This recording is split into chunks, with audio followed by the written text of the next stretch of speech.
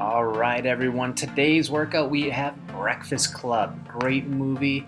We've got 5 rounds in today's workout, and we're looking for 20 repetitions of each movement. So I think it's good to make sure you start your timer counting up when you begin your workout and know that you're going to be doing 20 repetitions of each movement within those 5 rounds. So the exercises we're looking at today, we've got a squat lunge combo, mountain climbers, and we're looking for 20 on each side of those. Then we're going to get into 20 side crunches, 20 pulse lunges on the right side, 20 pulse lunges on the left side. We're going to wrap up the round with 20 plank shoulder taps.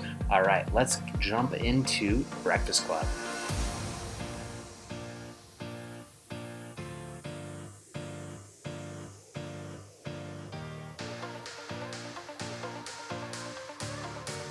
So for our first movement, we have that squat to lunge combo. Again, we're looking for 20 repetitions here.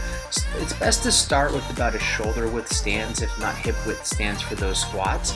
That way you're not too wide when you step back into that lunge. So one repetition is going to be a squat and then a lunge on one side. So that's 1 rep there. And then we're looking for another rep right there. As you go into that squat, we want to keep the weight in your heels, and just as always, we want to shoot those hips back and down, ideally working those thighs parallel to the ground.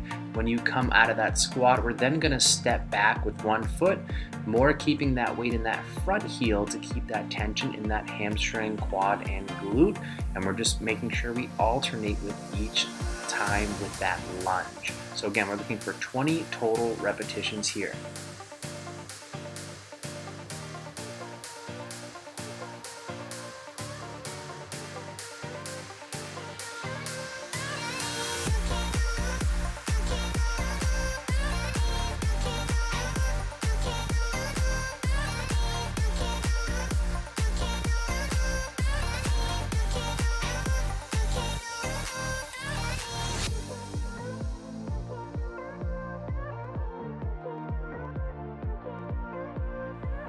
Okay, those legs are warm, and now we're gonna get you with your heart rate up. So some mountain climbers. So starting down on the ground, hands underneath your shoulders, we're setting up in a push-up position, and then we're gonna quickly drive one knee up between your arms or up towards your chest, and we're gonna quickly alternate the legs there. The faster you move, the better, and by better, I mean higher heart rate. Again, that is the whole goal here. So we are looking for 20 per side, so a total of 40 with those mountain climbers. Now we're going to transition onto your back, and what we're going to do here is some side crunches. So 20 total here. We've got that crunched position. Your heels can be your anchor points, and that's going to help keep that back nice and flat. So we're crunching up, tucking your chin. We're holding that crunch with those arms stretched out to your side. We're reaching almost like you're reaching towards your heel on that same side.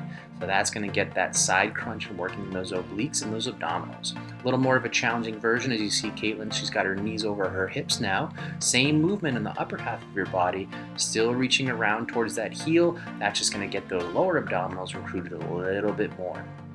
And next, we are looking for 20 pulse lunges on the right side. And what that means is we're going to keep your right foot forward for here. The pulse part of this just means we're not coming up all the way. So we want to keep the weight in your right heel, and we've got that left foot back on the ball of the foot and the toes. We want to keep most of that tension in that right leg. Remember, that back leg just for balance, just for stability. So 20 on the right side, never coming up to that full straightening of the legs to make sure we're locking that tension into those quads, hamstrings, and glutes. And next we transition right on over to that left side. So same goal here, 20 on the left side.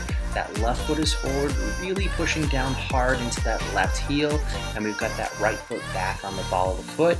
And we're keeping that kind of tension in that left leg. So remember, this is a left side dominant movement, 20 side on this. And let's move to the next one.